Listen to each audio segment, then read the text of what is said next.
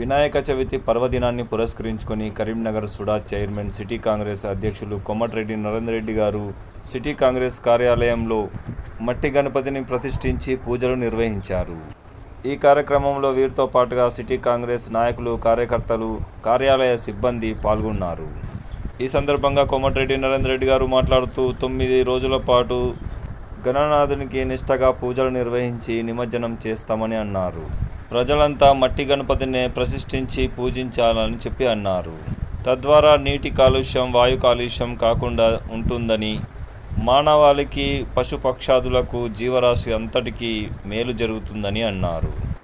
మతాలు, కులాలు వేరైనా పండుగల సారాంశం అంతా ఒకటేనని, మానవులంతా ఒకటేనని, పరమత సహనం పాటించి ఐకమత్యంతో పండుగలను ప్రశాంతంగా జరుపుకోవాలని పిలుపునిచ్చారు.